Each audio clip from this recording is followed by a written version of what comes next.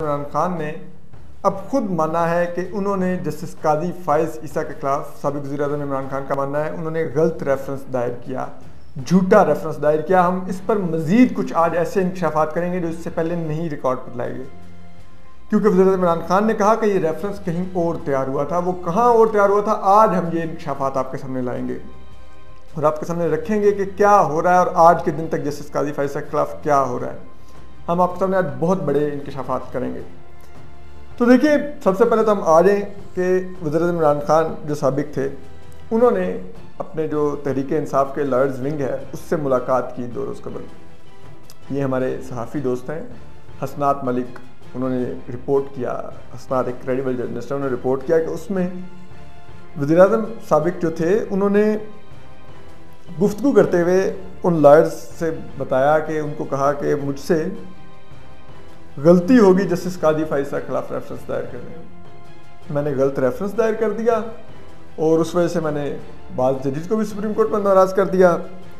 और फिर उन्होंने कहा कि मुझे इस रेफरेंस पे गलत एडवाइस की गई और ये रेफरेंस तो मेरा था ही नहीं, ये तो कहीं और तैयार हुआ था। और फिर उन्होंने ये भी बताया कि मुझे फिर अटॉर्नी जनरल खालिद जावेद खान ने बताया कि जस्टिस कादी फायज़ बड़े ईमानदार जज हैं और ये खबर का क्रक्स है। अब हम बताते हैं इसके ऊपर ज़रा कि जो उन्होंने कहा कि कहीं और तैयार हुआ था। कि सबसे पहले बात यह है कि जस्टिस कादी फायज़ ईसा के खिलाफ क्या सिर्फ ये एतराफ़ काफ़ी है कि मैंने झूठा रेफरेंस दायर किया, किसी और के कहने पर दायर किया। मैंने वज़ीर-ए-आज़म होते हुए सिर्फ एक डाक खाने, एक रबड़ स्टैंप का काम किया कि मुझे किसी ने रेफरेंस तैयार करके दिया और मुझे हुक्म दिया कि ये दायर होना, मैंने चुप करके अंगूठा लगाया, सदर को भेजा, सदर ने दायर कर दिया। क्या इतनी बात है? पहले तो बात यह है कि आपने सुप्रीम कोर्ट के और पाकिस्तान के सबसे फाइनेंशियल इंटेग्रिटी वाले, मॉरल इंटेग्रिटी वाले और दलेर और काबिल तरीन जज के खिलाफ ये रेफरेंस दायर किया। पहले तो आप ये बताइए, आप इसके ऊपर कब पब्लिक अपॉलॉजी देंगे? फिर ये आप बताइए कि ये रेफरेंस कहाँ तैयार हुआ था। हम तो आज बताएंगे, आप भी बताएं ये रेफरेंस कहाँ पे तैयार हुआ था। आपने सुप्रीम कोर्ट के और पाकिस्तान के सबसे ईमानदार जज के ऊपर फरोग नसीम जैसा घटिया और उबलता गटर क्यों छोड़ा? आपने शहजाद अकबर जैसा गंदा अंडा क्यों मारा पाकिस्तान के सबसे ईमानदार जज जस्टिस कादी फायज़ को? आपने किसके कहने पर वो जो एक गलीज नस्ल का नापाक यूट्यूबर था उसको छोड़ा जस्टिस कादी फायज़ की किरदार कुशी के लिए? जरा आज बताइए, ये कौम को बताइए, इस कौम को पता चलना चाहिए कि यहाँ पे अब हुकूमत में आप जैसे लोग आते हैं जिनको कोई लेके आता है तो वो फिर किस तरह उनसे काम लिया जाता है और वो कौन कौन से गंदे काम करते हैं। बताइए ये इस कौम को। फिर आप देखिए, हम हैरान हैं कि अब बाय द वे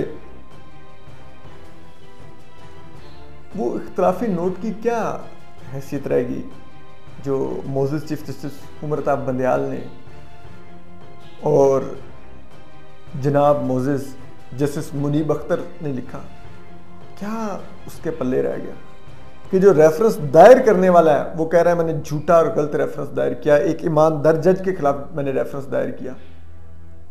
तो आप तो उस रेफरेंस को परस्यू करने के लिए लिखते रहे। आप लोग तो वो FBI की घटिया सी झूठी रिपोर्ट को अपने उस इख्तलाफी नोट में आप लोगों ने हिस्सा बनाया, जो कि आईनी तौर पे जबकि वो कालेदम करार दे दी गई तो आप उसको पढ़ ही नहीं सकते थे, आप उसको कोट ही नहीं कर सकते थे। आपने कैसे कोट कर दिया उसको? मोज़िज़ जस्टिस मुनीब अख्तर जजेस की तादाद गिनते रहे कि जी एक रिटायर हो गया, एक ने ये इख्तलाफी नोट लिखा है कि ये 4 रह गए, फलान रह गए।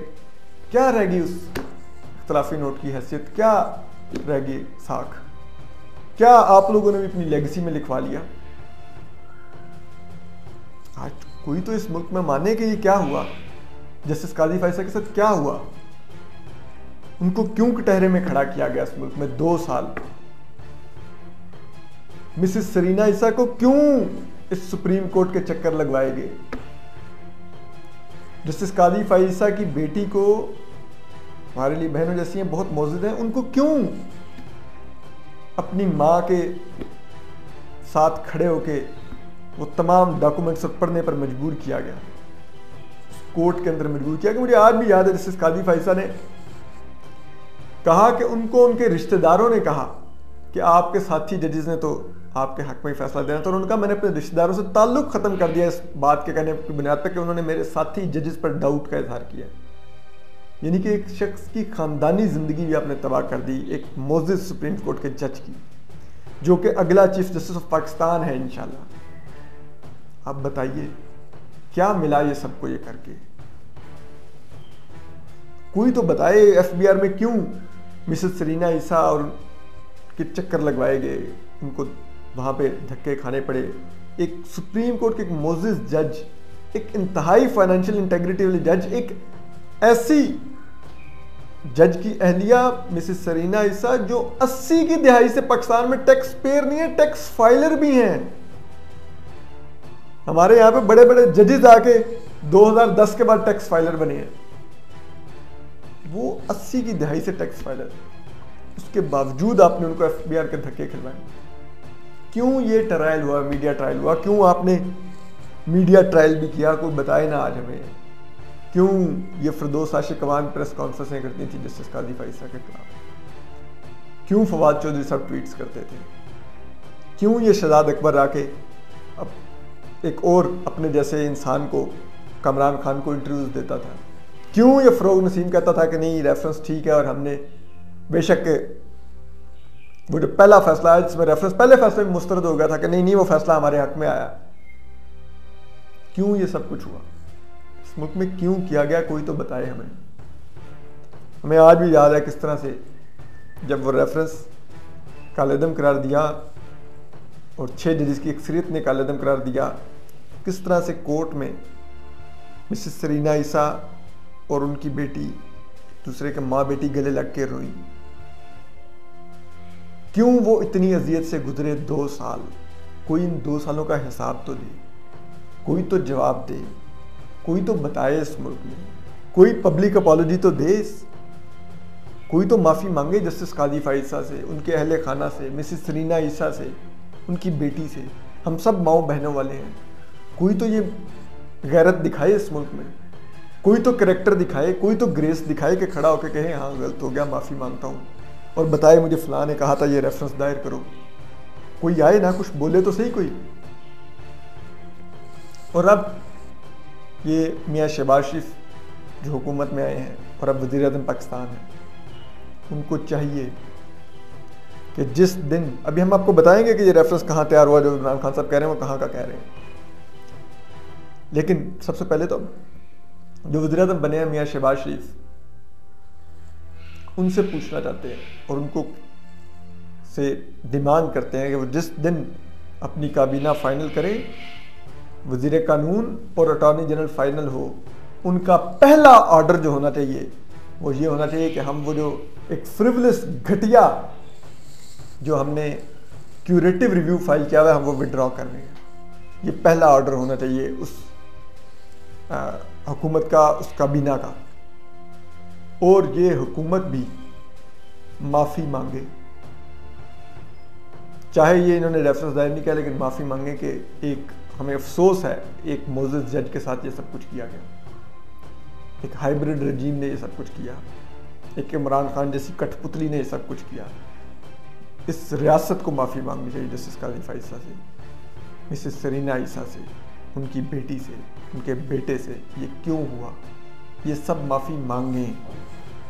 ये यूं नहीं, ये इसको इससे जैसे कहते हैं जान छुड़वानी चाहिए कि हाँ मेरे से गलती हो गई थी, मेरा रेफरेंस दायर कर दिया था। नहीं, इस पर एक इंक्वायरी कमीशन बनना चाहिए जो ये देखे कि कौन कौन जस्टिस कादी फाइसा के खिलाफ मुतहरिक रहा, कौन कौन क्या क्या करता रहा, क्योंकि हम बहुत से लोगों को जानते हैं। साकिब निसार क्या गलीज इंसार किरदार अदा करता रहा, जो अजमत सईद शेख है वो क्या कुछ भोंकता रहा। हम भोंकता का वर्ड इसलिए यूज़ करें कि जो अल्फाज उसने बोले में वो हमारे पास सबूत की सूरत में मौजूद है, हम साबित कर सकते हैं अदालत में उसने क्या बोला। तो वो चीज़ें सामने आए, इनके गलीज किरदार सामने आए इन साबिक जजेस के कि ये क्या करते रहे, जस्टिस काजी फैसल के खिलाफ क्या क्या कहते रहे, ये सब कुछ सामने आना चाहिए। और आज हम इंकशाफ करते हैं कि वो रेफरेंस कहाँ पे तैयार हुआ। ये फ़रोग नसीम को बुला के बिठा के पूछा जाए इंक्वायरी कमीशन में कि क्या, हम पूरी जिम्मेदारी से कह रहे हैं, क्या इस रेफरेंस की तैयारी से कबल पहली मीटिंग लॉ मिनिस्ट्री में नहीं हुई थी? क्या उसमें उस वक्त के अटॉर्नी जनरल अनवर मंसूर खान मौजूद नहीं थे? क्या उस मीटिंग में लेफ्टिनेंट जनरल फैज़ हमीद, जो अभी कोर कमांडर पेशावर हैं लेकिन उस वक्त बतौर DGISI उस मीटिंग का हिस्सा नहीं थे? क्या उस मीटिंग में जैक ब्रांच मौजूद नहीं थी मिलिट्री की? क्या ISI के दीगर अफसरान मौजूद नहीं थे? क्या वहाँ पर रेफरेंस की तैयारी का ऑप्शन नहीं तय हुआ? क्या वहाँ पर फैज़ाबाद धरना जजमेंट की वजह से इदारों की नाराज़गी की गुफ्तगू नहीं हुई? क्या वहाँ पर यह तय नहीं पाया कि जस्टिस कादी फाइज ईसा को अगर रेफरेंस के ज़रिए ना हटाया जा सका